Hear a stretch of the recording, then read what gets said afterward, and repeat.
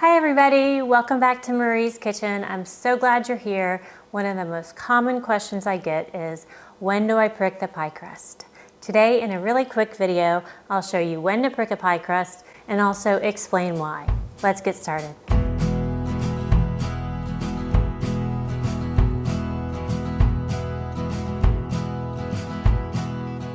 Really, the only time you're going to prick your pie crust is when you are baking the crust with nothing in it. So let's think about when that would apply. Does it apply with an apple pie? So you put all your apple filling into your pie crust, add a top. Do you need to prick the crust in that case?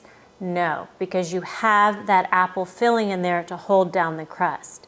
The only reason you're pricking the crust is to allow steam to escape so the bottom doesn't bubble up when it's baking with nothing in it. Let's take another hypothetical. Would you want to prick the crust if you were making a pecan pie? Absolutely not. You do not want to prick the crust when making a pecan pie because you're just going to pour the filling in the crust and bake it all together. The filling in there is going to be holding the crust in place and it won't be any issue about it bubbling up. If you do prick a crust before adding pecan pie filling, it's actually going to cause some problems.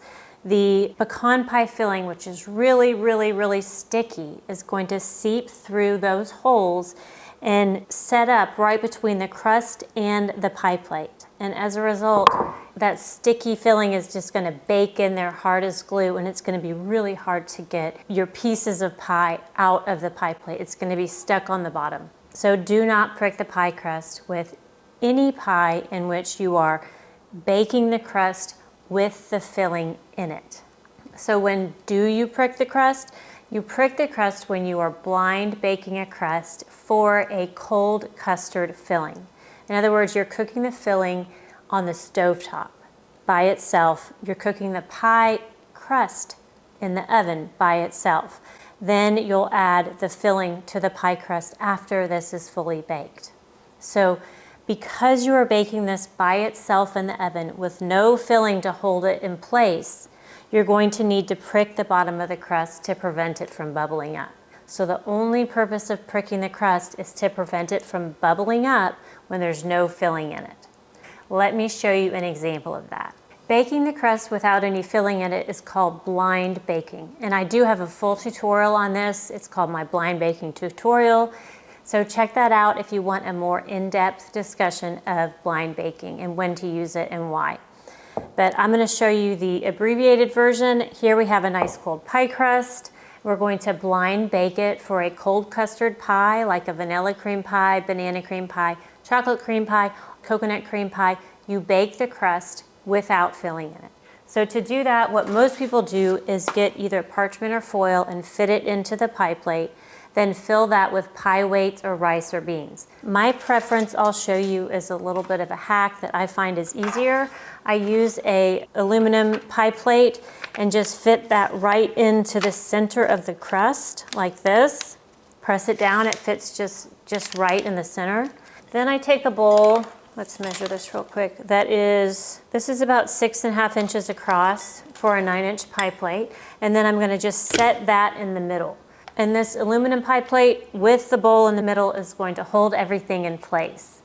Now the pie crust is very cold. I just got it out of the freezer. It has been warming up a little bit as we've sat here and talked about, the basics, but it's still very cold.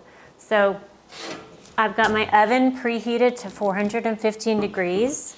That's what I used for blind baking. I'm going to put the pie plate with the pie crust and then the weight in the center. We're going to put all this into the oven. Be sure to use a baking sheet lined with parchment paper in case any of the butter melts down the side. It'll catch here on the parchment and not go to the bottom of your oven and make a big mess. So this goes into the oven at 415 degrees for about 20 minutes. Now you do want to turn the oven light on and keep an eye on the crust, and really it's for two reasons. Sometimes your oven can be calibrated a little bit hot, in which case you won't need to leave it in for the full 20 minutes. So you want to keep an eye on it and make sure that the crust is not getting too brown. The other reason when you want to keep the oven light on is you want to check for hot spots. If there's a hot spot that seems to be browning one side of the crust, you can rotate it and then get a more even browning. So while I do say have a standard recipe, 415 degrees for 20 minutes on the first bake, you do want to keep an eye on it just because every oven is a little bit different. Okay, it sounds like our pie crust is ready, so I'm going to grab it out of the oven. Here we have our partially baked pie crust, or par baked. Par baked just means partially baked using the blind baking method. So I'm now going to change the oven temperature to 350 degrees.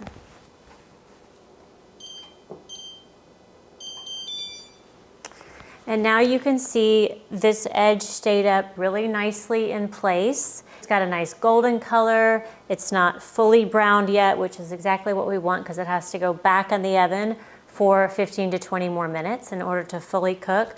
So what we're going to do is I'm going to use a dish towel to remove this center piece. We'll grab the aluminum pie plate. It releases heat really easily, so it's not very hot. The bowl will still be hot, so be careful with that. We're just going to pull this aluminum pie plate out and set it aside. And now you can see we have this lovely crust. Look how nice and fluffy it is. It just looks so flaky and soft and full and delicious. I can't wait for you to try it. Now, this is the time that you prick the pie crust. It's the only time you prick a pie crust. I'm going to prick the bottom because it's going back in the oven, and when it continues to bake, it's going to want to release more steam, and that's going to be trapped underneath the crust.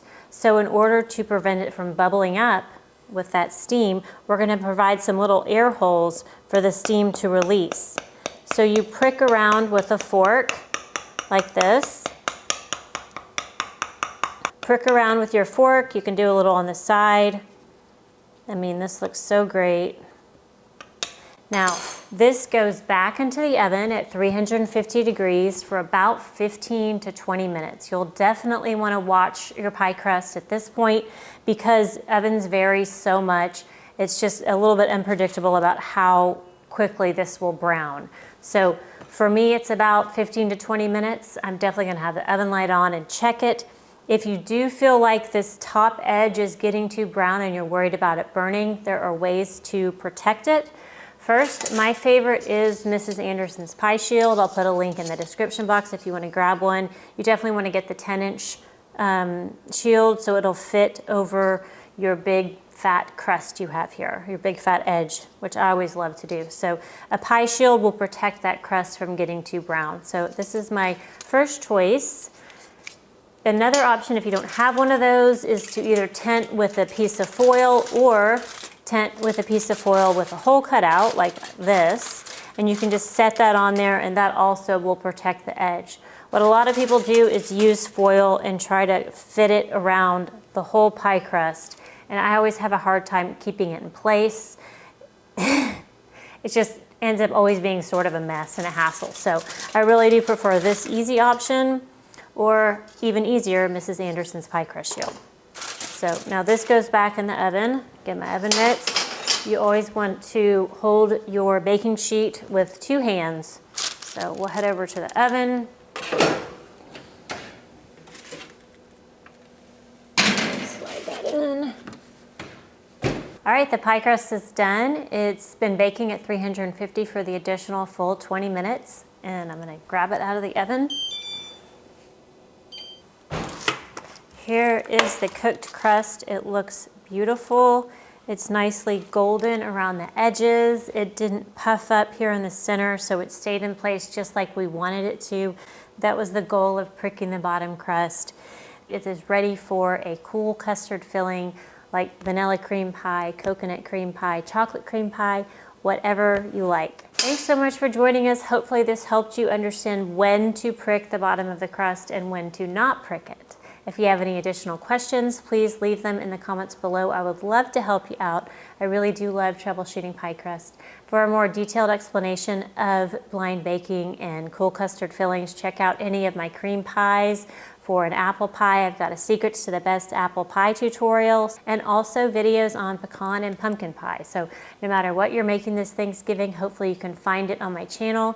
If you like this video, be sure to give us a thumbs up. It means so much to me and also to YouTube. And if you haven't yet, please do subscribe. You can click on the subscribe button right down here, this little pink box. If you click on that, it'll subscribe you. It won't take you anywhere. It's really easy to do, and I so appreciate your support. My goal is to give you some really easy recipes that turn out great every time, so you can build some confidence in the kitchen and feel really inspired to share good food with people that you love. From my kitchen to yours, thank you.